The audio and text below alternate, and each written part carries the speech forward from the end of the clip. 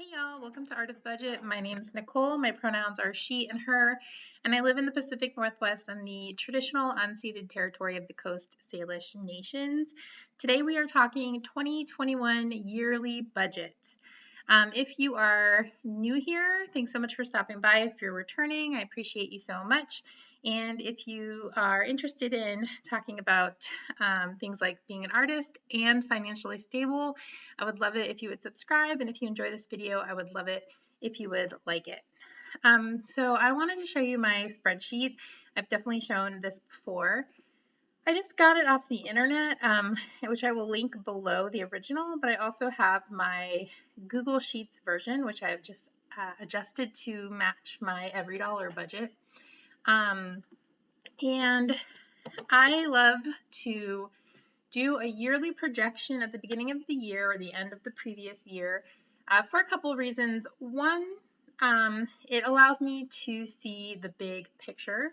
I make a very wonderful amount of money, but I would say it's on the medium to low side in the kind of personal finance world. And so, that means that not that I'm complaining. I definitely there are people at all different ends of the spectrum, but I noticed that with my, I think, kind of ambitious investing goals, at the end of the month, I don't have a lot to work with. I don't have like a bucket of money. And on the month to month, for me, it can be hard to really know what to do with that. And I can almost waste it in a way. So looking at the entire year, plugging in all my non-negotiables and seeing what I'm working with after that just gives me a chance to see it all together, that sort of bigger chunk of money, and think, how can I best apply this? So I'm just going to show you around the spreadsheet really quick.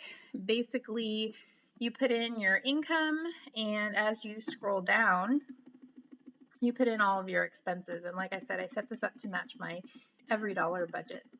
So starts off with my radical intersectional feminism or sharing, and my savings, retirement, housing, daily living goes into all of that. Up here on the top, it's pretty cool because you can see your total income each month, your total expenses, the net each month, and then the projected end balance. So I usually do an every dollar budget in every dollar, but I just go ahead and let that excess roll over. And I'm going to show you, this is just a version. So as you can see, once I've put all my non-negotiables in, I can see right here what I have left over at the end of the year. So a little under $6,000. This is a little less than last year, even though my income is about the same. My projected income, my actual 2020 income was much lower, but there's two reasons. One, my pet expenses have gone up. So my cats have had some health problems in the last year. And so what I allocate for them is a little higher than it was previously. Now, I'm hoping that I won't have such expenses this year because they've been diagnosed. We're just maintaining, but I know they will be a little higher than an average year, and I don't want to be surprised. So I'm going to plan for more, and if at the end of the year I don't need to use it, well, it will just be sitting there waiting for them. In an ideal world, I would have a $5,000, which I know sounds like a lot, but a $5,000 sinking fund for them, and I will not be able to accomplish that this year. But if I don't run into too many problems with them, I might get close. The other reason is that I am currently living alone. So I do have an extra bedroom. It is always an option for me to rent out. It's not really something that I want to do, considering that COVID is still a thing, but we'll see what happens. Right now I've got some projects going on in that extra bedroom, and I am not really willing to give it up between that and COVID, but we'll see. So that is another $550 that I could potentially add to the budget, and that would make that number a lot higher. Okay, so knowing that I do need to put money into my sinking funds, I unfortunately am not really going to have any grand financial goals this year, I'm really going to take it back to basics, and I'm really going to be kind of doing the paycheck by paycheck, putting a little away each month, working towards goals. Now, who knows what will happen over the year? Maybe somehow I'll bring in additional income, or maybe I'll decide to rent that room. But right now, this is what we're working with. So I'm going to go ahead and scroll down. If you are new here and haven't watched my budget videos, all of this is pretty much the same. Basically, I share about 7% of my income, my base income, my base take-home income. So just to be clear what that 7% is coming out of, it is the lowest 7%. And I try to max my Roth every year. Oh, I'm going to move over to my final copy. I try to max my Roth every year. This budget does include all of my likely adjunct side gig income because, again, I'm looking at that big picture. This includes my housing, daily living. One thing I just want to say is that I've made my kitty daily fund. I've actually made that a fund, and I'm trying to what I'm hoping is that all of my expenses that come out on the regular will come out of here. I've set it to about $300 a month, but because I have a lower income in the summer, I've had to adjust the numbers out to, not be over budget in the summer. But anyway, I'm hoping that will be most of what I need to spend on them, or much less. And just to scroll the rest of the way down to my sinking fund. So if you're not familiar with my budget, I just want to let you know that I have an additional sinking fund for cats.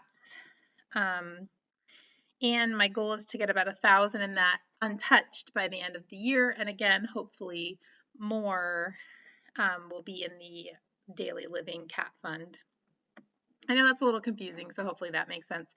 So now let's go ahead and look at my sinking funds. So the first thing I do is I just decide about how much do I want to put aside for the year.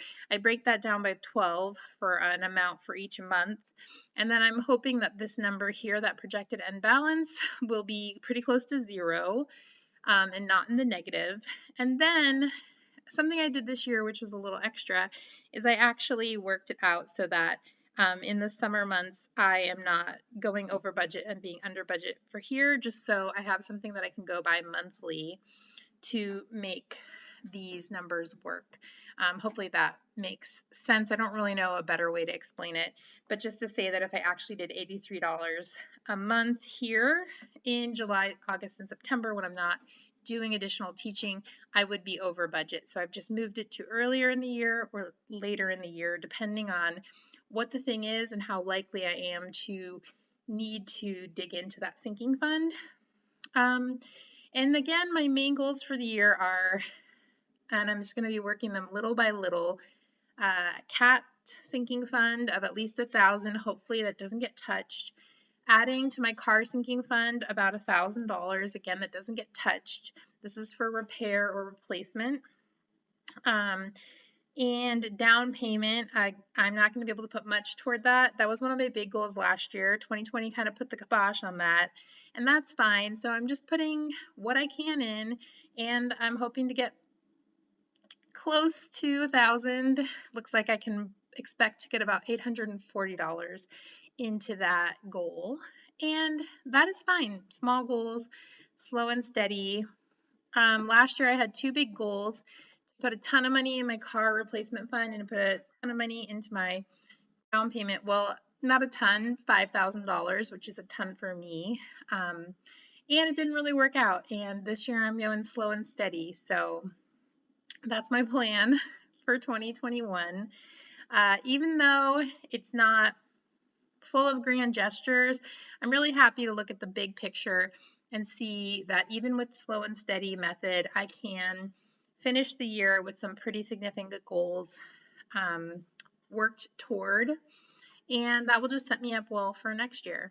Let me know down below what you're planning on, if you've got any big grand gesture goals, if you've got any slow and steady goals you'll be working toward, and I will see you in the next video.